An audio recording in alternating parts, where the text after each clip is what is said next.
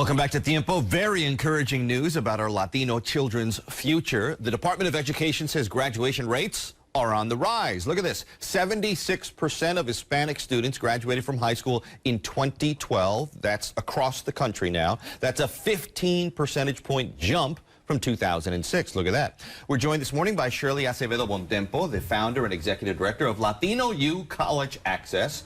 Next to her, two success stories. Andres Castillo Quintana just graduated Fox Lane High School in Bedford. Sandra Camila Rosado, a graduate of Valhalla High School. Congratulations to you guys. We'll get to you in a second. Welcome, familiar. She's been here before when you initially launched, right? Latino U College Access, which is now 2 years old? Yes. I'm going to give the quick recap. You helped me. Last year, you had your first student, right, that you helped get through, Kevin Tejada, who went on to Bates College. This year, how many students came through the program?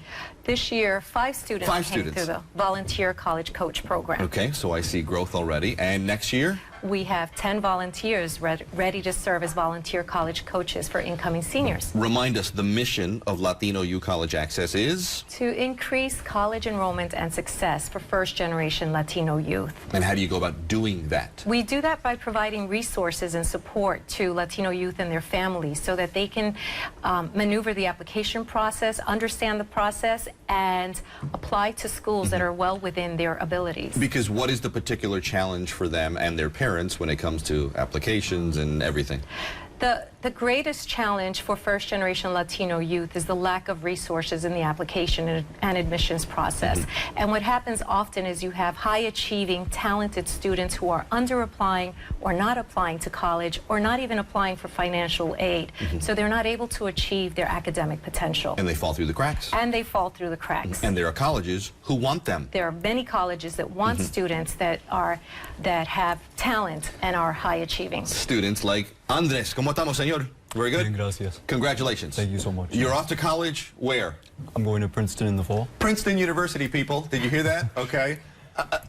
Educate me on the other colleges that you applied to and got into. I applied to all the Ivy League schools. Yes. I got into Penn, Dartmouth, Columbia, and Cornell.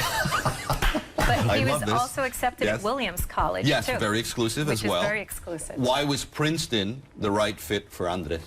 It's just where I felt most comfortable. It's in the suburbs. I've always lived there, and I was very happy there. The students were very welcoming. And the hope and aspiration to study what while you're there? I hope to major in psychology and minor in neuroscience. Oh, okay, that's all. Sandra, how are you?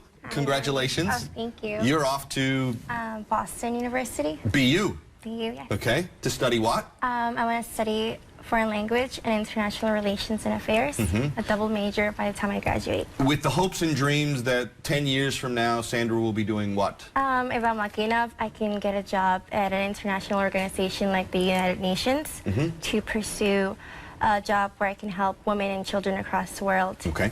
Home country. Where's the family from? From Peru. From Peru. Whole family. Okay. Been in this. You were born here, or? I was born there. Born there. Came to the States when you were. I was 8. When you were 8. Senor. I'm from Peru. Peru. I came here when I was 3 years old. When you were 3 years old. I'm going to put her on the spot here. You guys are going to help me. How did Latino U College Access help you get to where you are today? Well, it all started off with their SAT prep program with Logic Prep in Armonk, New York. It was a 2-week program, and we got a ton of help. They gave us all the resources we needed to prepare for the exams, and it really helped boost our scores. How well did you do on your SATs? Go ahead, brag. You want numbers? Yes. Yes, you I started off with a 1750, and with the prep program, I got up to a 2070.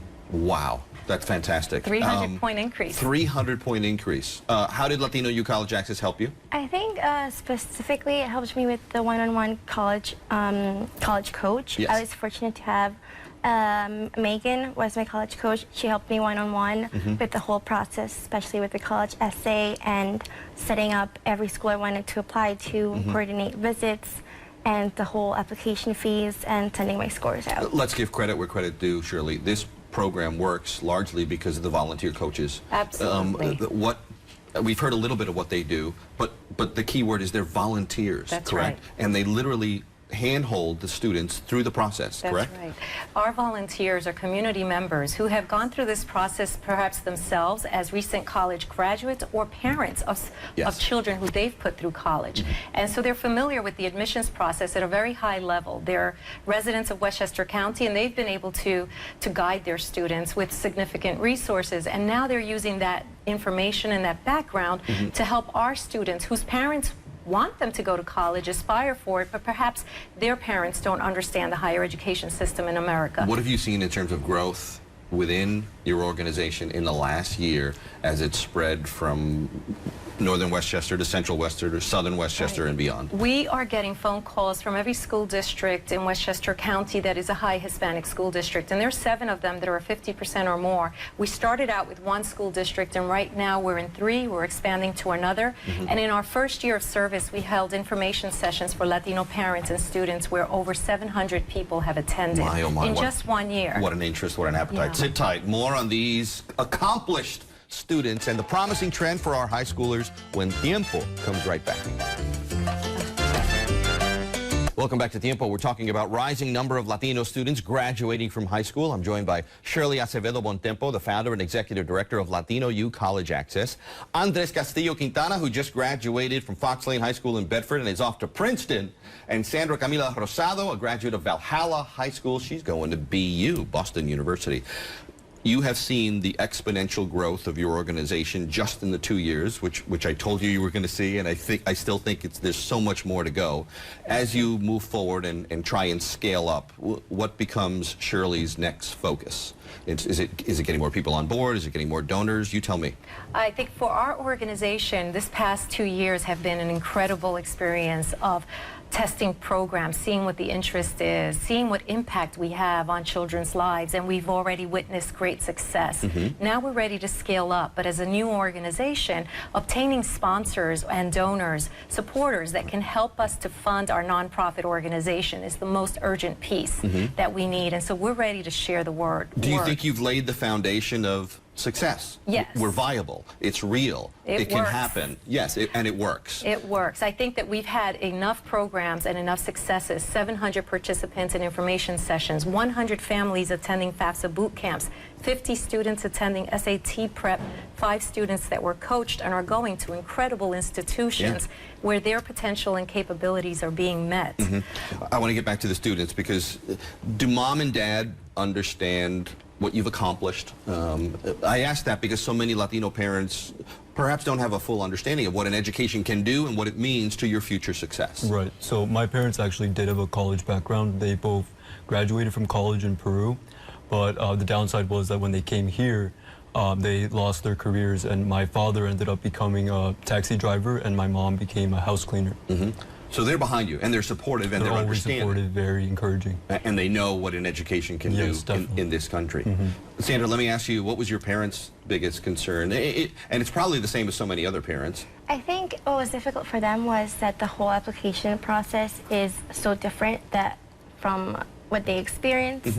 Whereas in Peru, they both went to a college that was near their town, and they were home. For me, it meant going to a different state, and that wasn't particularly what my parents were like. It's the money-wise, I'm not going to be near you. Well, so. yeah, let me talk about more about the financials, because that's a big concern no matter where you're from or what country. Were they a little bit thrown back by the cost? Also, if the college you're going to, it's not in New York State, the price increases, whereas a SUNY school, the tuition is much less than a private institution like Boston. Yeah. And with both Sandra and Andres, they both received assistance from Latino U volunteers in their FAFSA applications and their CSE profiles, which are both forms that have to be filled out, that their parents found very challenging and confusing. So one of the services that we gave to these highly talented students was the opportunity to help them set their financial applications so that they can receive financial aid and scholarships. I would assume at some point there's a heart-to-heart between the student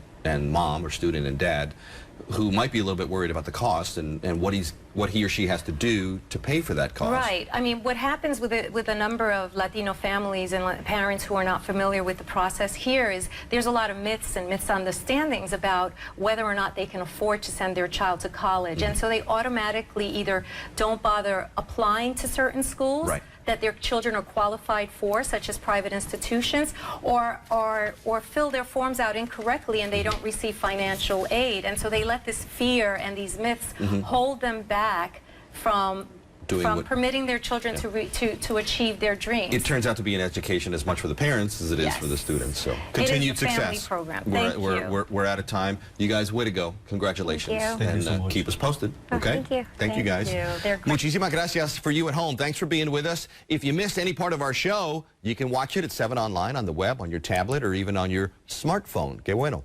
That wraps up another edition of Tiempo. I hope you learned something today. Education is so critical and so important. Push the kids to do it. I'm Joe Torres. Thanks for watching. Enjoy the rest of your weekend, everyone.